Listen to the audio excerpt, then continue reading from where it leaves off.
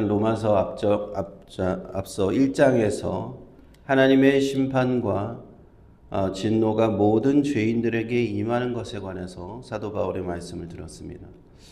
모든 죄인, 모든 인류가 동일한 형편에 처해 있습니다. 하나님을 알만한 것들이 그들 가운데 있음에도 불구하고 양심을 통해서 또 자연 계시를 통해서 하나님께서 다 보여주셨음에도 불구하고 사람들은 하나님을 영화롭게도 않고 감사하지도 않았기 때문에 그들은 하나님을 몰랐다고 핑계할 수가 없습니다. 그들을 그냥 내버려 두셨기 때문에 그들은 조물주이신 하나님을 경배하지 않고 피조물이는 우상들을 숭배하고요. 그들을 그대로 내버려 두신 그 심판 때문에 그들은 여러 가지 죄악 가운데 동성애와 살인과 사기와 온갖 죄악 가운데 그들의 죄에 따라서 심판을 지금 받고 있는 것입니다. 우리 인간들이 이 땅에 태어나서 고단한 인생을 살고 죄악 가운데 이리 치이고 저리 치이는 이유는 하나님의 심판의 그 결과입니다. 고단한 삶을 사는 이유, 하나님의 심판이 우리 인생 가운데 어느 정도 들어있기 때문이에요. 그러므로 우리가 구원을 받아야 할 이유가 되는 것입니다. 이러한 죄악 가운데 있는 사람들을 누군가 비판하는 사람이 있다고 칩시다. 누군가 고발하는 사람, 1절에 보니까 그러므로 남을 판단하는 사람아 라고 되어 있죠. 사람들의 죄악을 고발하는 사람을 보았을 때 우리는 사도 바울은 이렇게 얘기하는 것입니다. 다른 사람을 죄인으로 고발하는 사람, 다른 사람을 죄인으로 판단하는 바로 너, 남을 판단하는 사람 너가 한번 들어봐라. 누구든지 내가 핑계하지 못할 것은 남을 판단하는 것으로 내가 너를 정죄하고 있다. 판단하는 내가 같은 일을 행하고 있다. 다른 사람을 비난하고 판단하는 사람이 있는데요. 저 사람은 왜 저렇게 나쁜가? 저 사람은 왜 저렇게 죄를 짓는가? 저 사람은 왜 저렇게 성격이 못된가? 저 사람은 왜 이런저런 죄인인가? 라고 다른 사람을 비난하는 사람이 있다면 그 사람 자신은 어떤가 하는 것입니다. 판단과 비난을 쏟아내는 그 사람 자신은 자유로운가? 죄에서 자유로운가 하는 것입니다. 남을 판단하고 비난하고 그 사람에게 잣대를 들이대는 그런 사람은 하나님께서 사도 바울의 말씀 가운데 그 남을 판단하는 그 잣대가 바로 너에게 들이댄다 하고 얘기하는 겁니다. 예수님께서 말씀하신 것 중에 남을 판단할 때 남의 눈 속에 있는 티는 보고 너 자신의 눈 속에 있는 들보는 깨닫지 못한다고 했잖아요. 제가 이 말씀을 묵상하면서 그런 생각이 들더라고요. 남의 눈에 티를 찾으려면 얼마나 힘들까? 그렇죠? 남의 눈에 티가 들어있는 걸 웬만큼 자세히 보지 않고는 티를 찾아내기 어렵잖아요. 근데 남의 눈에 티를 찾아내는다는 건 남의 잘못은 잘 보인다는 거예요. 남의 잘못은 아주 잘 꿰뚫어서 저 사람 이렇게 잘못됐고 저 사람 이렇게 죄를 짓고 저 사람은 이러한 죄인이다라고 판단하면서 자기 자신에는 들보가 있는데 들보는 얼마나 큽니까? 자기 자신의 큰 잘못은 자기가 모른다는 겁니다.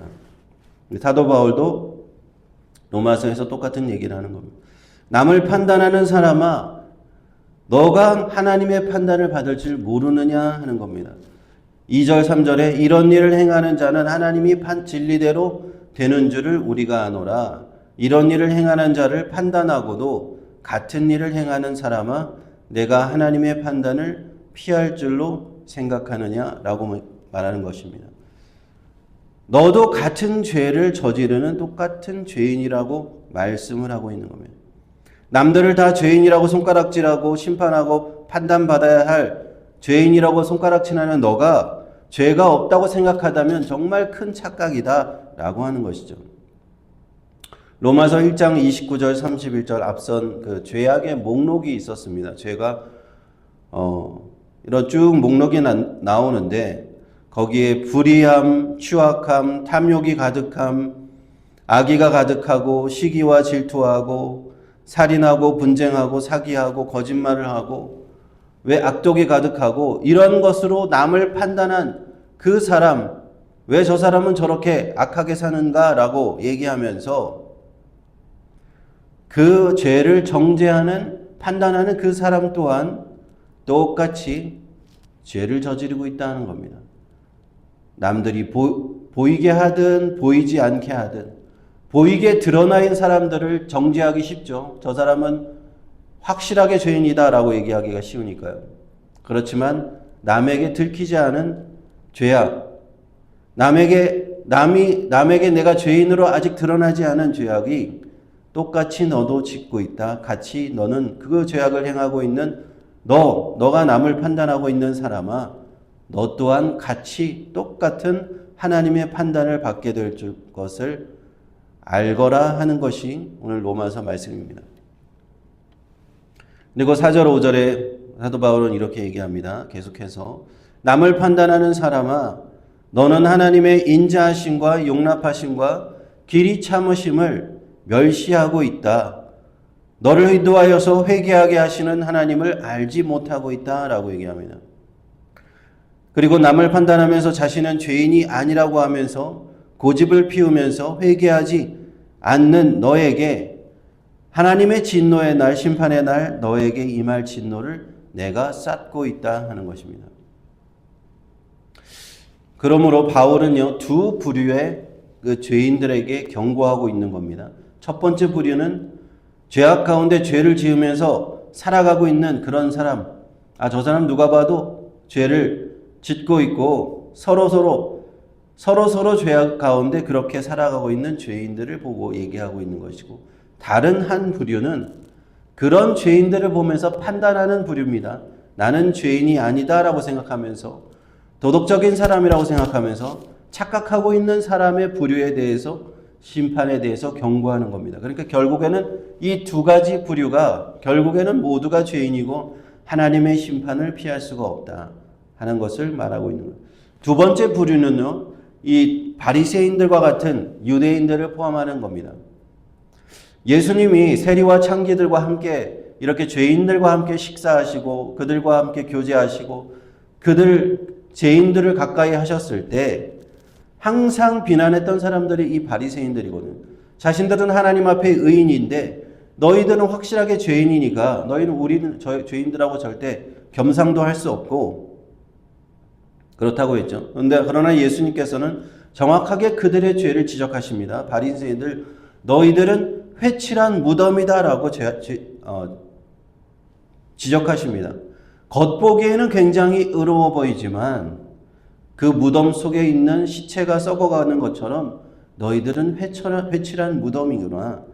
창기와 세리 같은 사람들은 대놓고 죄를 짓고 산다면 너희 바리새인들은 남들을 판단하고 남들 눈에는 스스로 의롭다고 얘기하지만 너희들 가운데 죄가 가득하구나. 뒤로는 온갖 악행을 행하는구나. 겉으로는 사람들 앞에 칭송을 받지만 뒤로는 과부의 자산을 삼키는구나. 남의 자산을 빼돌리는구나. 모든 죄악을 행하는구나. 그들의 바리새인들의 숨은 죄악을 드러내시는 겁니다. 그러므로 예수님의 말씀처럼 바울은요, 하나님의 진노와 심판을 피할 수 있는 사람은 아무도 없다는 것을 얘기하는 거예요. 의인은 세상에 없고 모두가 죄인이다. 모든 죄인들이 회개하고 복음을 믿고 구원받아야 될 것을 오늘 로마서를 통해서 역설하고 있습니다. 성 어거스틴은요, 우리가 잘 아는 성 어거스틴은 이런 말을 남겼습니다. 기독교의 모든 가르침의 첫 번째는 겸손이고 두 번째도 겸손이고 세 번째도 겸손이다 라는 말을 그의 책에 썼어요. 그리스도인의 신앙이 깊어지면 깊어질수록 겸손해진다라고 했는데 왜 그런 말을 했을까라고 곰곰이 생각해 보면 우리 예수님의 믿는 이 신앙인이 신앙 안에 깊이 들어가게 되면 하나님 앞에서 다른 사람들을 죄인으로 고발하는 것이 아니라 하나님 앞에서 나 자신을 보게 되기 때문에 그렇습니다. 나 자신이 얼마나 큰 죄인인가 하는 것을 신앙이 깊어지면 깊어질수록 내가 죄인으로 하나님 앞에 발견되기 때문에 다른 사람을 볼 수가 없는 거예요. 내가 하나님 앞에 큰 죄인이 되었는데 어떻게 다른 사람을 정죄하고 있겠습니까? 저 사람은 죄인이다. 저 사람이 나쁘다. 저 사람은 죄악을 행하고 있다라고 비난하기 전에 내가 이렇게 하나님 앞에 큰 죄인이구나 라는 것을 발견하게 되고 그렇게 더 신앙 안에 깊어진다는 거예요. 그래서 우리는 하나님 앞에 겸손하게 된다라고 성호 어거스틴은 얘기하는 겁니다. 나의 죄를 대신하여 십자가를 지신 예수님 앞에 겸손히 무릎을 꿇게 되는 것이 우리 기독교인의 깊은 신앙이 되는 겁니다. 사도 바울이 얘기했죠. 정말 우리가 볼 때는 죄가 없어 보이는 인생을 산 사도 바울이 나는 죄인 중에 괴수다 그랬어요. 그가 가장 고난받고 전도하고 진짜 그 하나님 예수님을 위해서 핍박받은 그때에 쓴 서신서에 모든 죄인 중에 나는 괴수다라고 이렇게 가장 겸손해지는 거예요. 예수님께서 저 다른 죄인들 때문에 죽으셨습니다. 저 나쁜 죄인들 때문에 죽으신 것이다 하는 것이 아니라 바로 나 같은 큰 죄인 때문에 십자가에 죽으셨습니다. 이것을 깨닫게 되는 순간부터 우리 그리스도인은 하나님 앞에 겸손하게 되고요. 삶의 태도가 바뀌는 겁니다. 다른 사람을 정죄하는 그 삶의 태도에서 저 사람은 왜 저렇게 나쁘지? 저 사람은 이래서 싫어. 저 사람은 저래서 잘못됐어. 라고 하는 그런 정죄하는 판단하는 그런 위치의 삶이 아니라 나를 구원해 주신 주 예수님께 감사하는 그 감사의 삶으로 바뀌게 된다는 거예요. 나를 구원해 주신 은혜 그리고 그 은혜를 아직 모르고 있는 그 다른 구원받지 못한 사람이 있다면 그 사람을 위해서 기도하는 삶으로 바뀌게 된다는 것입니다. 기독교 신앙의 가장 근본적인 출발점은 바로 이것입니다. 나 자신의 죄를 깨닫는 데서부터 시작됩니다. 예수님께서 시몬 베드로를 부르셨을 때 깊은 데로 가서 그물을 내려라 고기를 잡으라 하였을 때 시몬 베드로가 고기를 잡고 깜짝 놀라서 그 많은 고기가 잡힌 것을 보고 예수님 앞에 발 앞에 엎드려서 다른 얘기하지 않았어요. 많이 잡힌 물고기에 대해서 얘기하지 않았어요. 베드로가 뭐라고 했습니까? 주여 나를 떠나소서 나는 죄인이로소이다.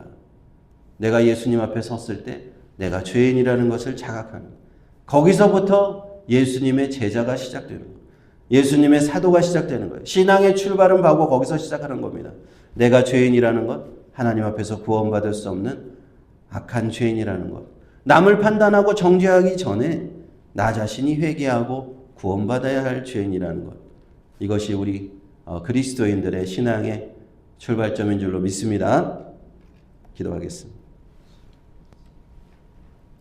하나님 은혜를 감사드립니다. 말씀을 통해서 깨닫는 은혜 주심을 감사합니다. 하나님의 말씀은 살았고 운동력 있고 우리의 심령과 골수를 쪼개는 깊이 있는 말씀입니다. 아버지 하나님 앞에 아버지 죄인으로 드러나지 않는 사람은 아무도 없습니다. 남을 판단하기 전에 내 자신을 보고 내 자신이 먼저 그리스도의 은혜 앞에 무릎을 꿇고 겸손히 아버지 하나님 그 은혜를 받아들이는 우리가 되게 하시고 그러한 믿음을 가지고 감사하며 우리 또한 그 복음을 나눌 수 있는 모두가 되게 하여 주옵소서. 예수님의 이름으로 기도합니다. 아멘.